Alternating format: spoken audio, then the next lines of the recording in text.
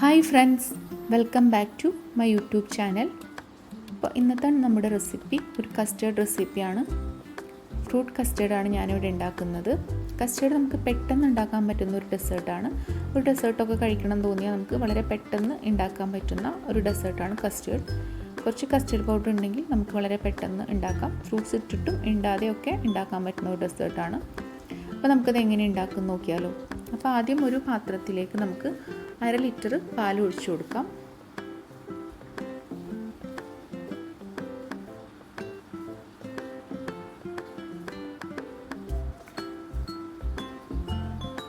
നമുക്ക് ഒന്ന് ഇളക്കി കൊടുക്കാം.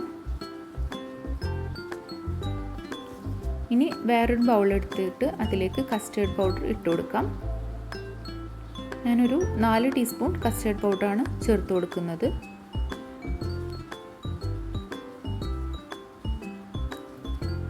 നിങ്ങൾക്ക് കട്ടി അധികം വേണമെങ്കിൽ 4 ടീസ്പൂൺ ചേർത്ത് കൊടുക്കണം. 3 ടീസ്പൂൺ ചേർത്ത് കൊടുത്താൽ മതി.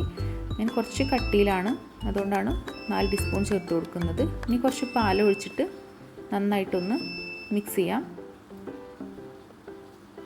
കട്ടയൊന്നുമില്ലാതെ നന്നായിട്ടൊന്ന് മിക്സ് ചെയ്ത് കൊടുക്കാം.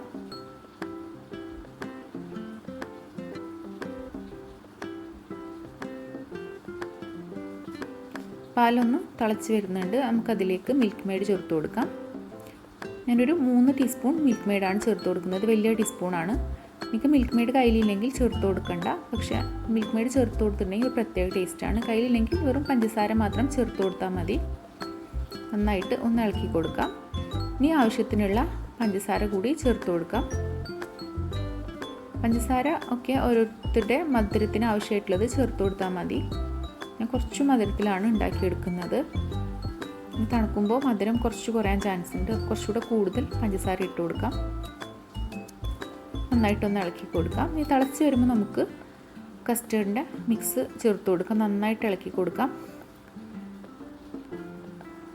തിളക്കുന്നതിനെക്കാട്ടി മുന്നേ ഒഴിക്കുന്നതാണ് എപ്പോഴും നല്ലതൊന്ന് ചൂടായിട്ട് വരുമ്പോൾ. തിളച്ചെന്നാൽ പെട്ടെന്ന് അത് കട്ടയാവാൻ ചാൻസ് ഉണ്ട്.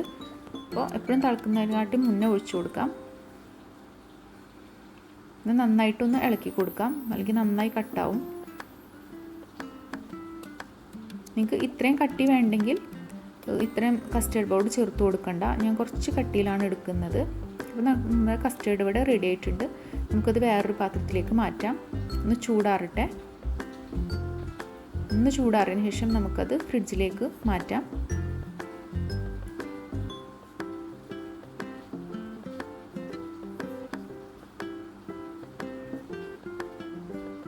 ഇനി നമുക്ക് കസ്റ്റേർഡിൽ ആവശ്യമായിട്ടുള്ള ഫ്രൂട്ട്സ് ഒന്ന് ചേർത്ത് കൊടുക്കാം. ഞാൻ ഇവിടെ ആപ്പിൾ, അനാറ്, പഴം, മുന്തിരി, മാങ്ങ ഒക്കെ ചേർത്ത് കൊടുക്കുന്നുണ്ട്.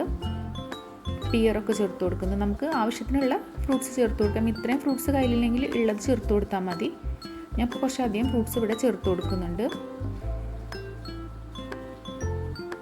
1-2 ഫ്രൂട്ട്സ് ആയാലും കുഴപ്പമൊന്നുമില്ല, അതും ചേർത്ത് കൊടുത്താലും മതി. ഫ്രൂട്ട്സ് അധികം ഇഷ്ടമില്ലെങ്കിൽ കുറച്ച് ഫ്രൂട്ട്സ് ചേർത്ത് കൊടുത്താൽ മതി. കൂടുതൽ വേണമെങ്കിൽ കൂടുതലും ചേർത്ത് കൊടുക്കാം. നിങ്ങൾക്ക് ഇതിലേക്ക് ഡേറ്റ്സ്, നട്ട്സും ഒക്കെ വേണമെങ്കിൽ ചേർത്ത് കൊടുക്കാം. നന്നായിട്ടൊന്ന് മിക്സ് ചെയ്ത് കൊടുക്കാം. ഫ്രൂട്ട്സ് അരിഞ്ഞിട്ടൊന്ന് തണുക്കാൻ വേണ്ടി ഫ്രിഡ്ജിൽ വെച്ചിട്ടുള്ളതാണ്.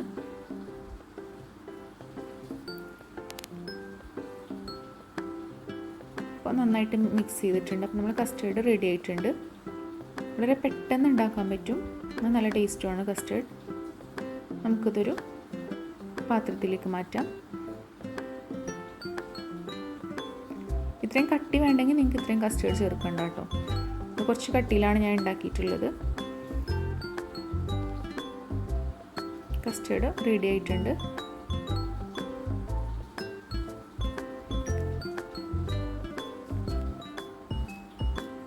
നല്ല ടേസ്റ്റുമാണ്, വളരെ ഈസിയാണ്.